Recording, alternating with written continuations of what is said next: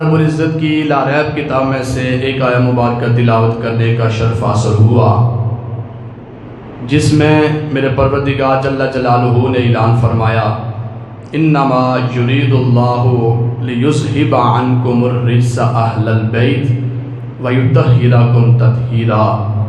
اللہ تو یہی چاہتا ہے اے نبی کے گھر والوں، اے نبی کی اہل بیت، آپ سے ہر ناپاکی کو دور فرما کر تمہیں خوب صاف ستھرا کر دیا جائے۔ شہدائے کربلا، اللہ ان کی قبروں پر کروڑوں رحمتوں کا نزول فرمائے۔ آج ہم امن میں ہیں، ہم سکون میں ہیں، ہماری ماں بہن اگر پردے میں ہے، اگر سلامت ہے، یہ سارا کرم امام حسین کا ہے۔ کیونکہ اگر امام حسین یزید کے ساتھ جنگ نہ کرتے، اس کا صفایا نہ کرتے، اپنی اہل بیت نہ کٹواتے، تو پھر آج ہر گھر میں یزید ہونا تھا۔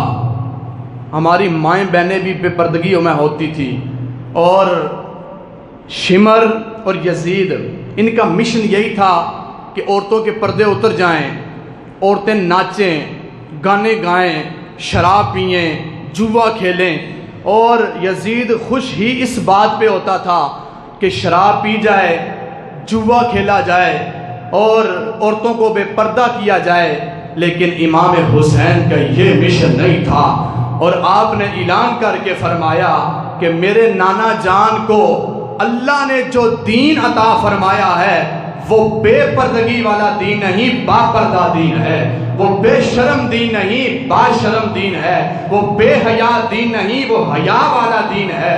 اسی لیے امام حسین نے اپنا سارا کچھ قربان کر دیا، اور جناب والا یزید کو للکار کے یہ کہا کہ یزید آج میں جا رہا ہوں، تم نے مجھے قتل تو کر دیا، میرا سب کچھ کٹا دیا، اور جناب والا اہل بیت لٹ گئی، سب کچھ تو نے صفایا کر دیا، لیکن تجھے نظر کچھ اور آ رہا ہے۔ مجھے جو نظر آ رہا ہے وہ یہ نظر آ رہا ہے، کٹ تو میں گیا ہوں لیکن نام تیرا ختم ہو گیا ہے، حسین کا نام 1400 سال کے بعد بھی سلامت رہے گا۔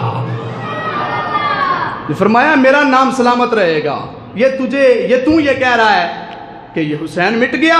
حسین مٹا نہیں، حسین زندہ ہو گیا ہے۔ حسین تو زندہ ہو گیا ہے، یہ مٹ تو گیا ہے۔ تو نے جس کو مٹانے کا ارادہ کیا وہ مٹ نہ سکا، جی جس کا مشن تو مٹانا چاہتا تھا وہ مشن مٹ نہ سکا۔ حضرت ابو ہریرہ رضی اللہ تعالیٰ عنہ 60 ہجری میں یہ سارا کچھ معاملہ پیش آیا نا۔ حضرت ابو ہریرہ رضی اللہ تعالیٰ عنہ اکثر یہ دعا کیا کرتے تھے۔ وہ دعا کیا ہوتی تھی کہ یا اللہ مجھے 60 ہجری سے پناہ عطا فرما، کیونکہ حضور نبی اکرم صلی اللہ علیہ وسلم نے پہلے یہ بتا دیا تھا کہ 60 ہجری میں ایک اوباش نوجوان آئے گا جو میری اہل بیت کو قتل کرے گا۔ یہ حضور نے پہلے ہی بتا دیا تھا۔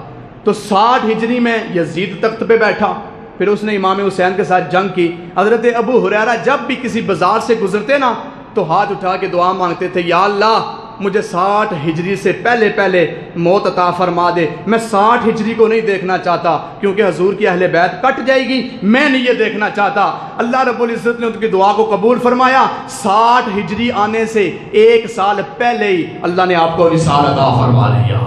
آپ 60 ہجری سے پہلے دنیا سے چلے گئے، لیکن حضور نے فرمایا کہ میری اہل بیت 60 ہجری میں میری اہل بیت پہ ظلم کیا جائے گا۔ ایک نوجوان اوباش عیاش جب وہ تخت پہ بیٹھے گا اور جناب والا وہ لوگوں پہ ظلم کرے گا، لوگوں پہ ستم کرے گا، اور میری اہل بیت کو کاٹے گا، اور جناب والا میری اہل بیت پہ ظلم کرے گا، اللہ میری اہل بیت کو اتنی طاقت عطا فرمائے گا کہ میری اہل بیت اس کے ہاتھ پہ بیعت نہیں کرے گی، کیونکہ وہ شرابی ہے، کیونکہ وہ زانی ہے، کیونکہ جناب والا وہ جوا باز ہے، کیونکہ وہ دین کو مٹانے والا ہے۔ میری اہل بیت دین کو مٹانے والی نہیں، میں جو مشن چھوڑ کے جا رہا ہوں اس مشن کنڈیشن پہ حسین اتنا پیرا دیں گے کہ اپنا سب کچھ کٹا کر اللہ کو بھی راضی کر دیں گے, اللہ کے رسول کو بھی راضی کر دیں گے,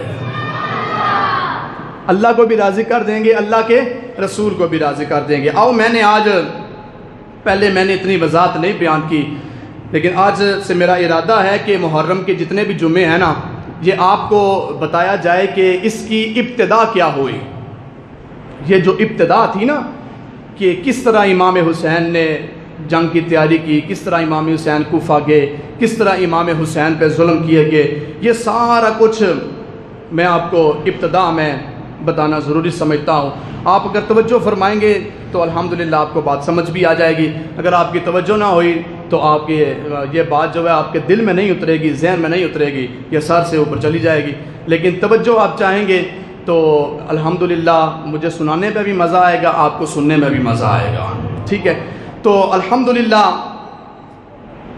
اللہ رب العزت نے دین کی جو فتح عطا فرمائی ہے, امام حسین نے 72 تن شہید کروائے. 72 تن. گھر کٹانا آسان بات نہیں ہے. ٹھیک ہے, امام حسین پانی کے لیے نہیں گئے, یہ بات ذہن میں رکھنا. میں نے پچھلے جمعۃ المبارک کو بھی یہ بات کہی تھی. جس کے نانے کی یہ شان ہے کہ قیامت کے روز حضور خود جام بھر بھر کر اپنے غلاموں کو پلائیں گے. ٹھیک ہے, جام کے وارث ہیں میرے آقا کریم, حوض کوثر کے وارث ہیں.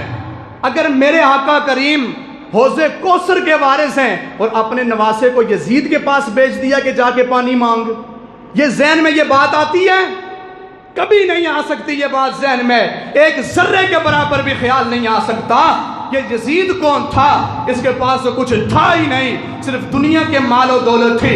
یہ عیاشیاں کرتا تھا, اہل بیت پہ ظلم کیا. میرا حسین تو جنت کا بادشاہ ہے, میرا حسین جنت کا بادشاہ ہے. جنت میرے حسین کی ہے. میرے حسین جس کو چاہیں گے جنت میں بیچ دیں گے.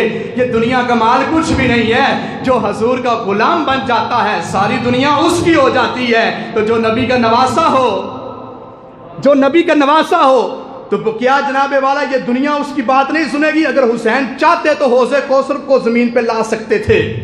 اگر وہ چاہتے, حسین کو پانی کی ضرورت ہی نہیں تھی. حسین کو پانی چاہیے نہیں تھا. حسین کو صرف یہ چاہیے تھا کہ اسلام کا پرچم بلند ہو جائے, میرے نانے کا دین سلامت رہے, بس.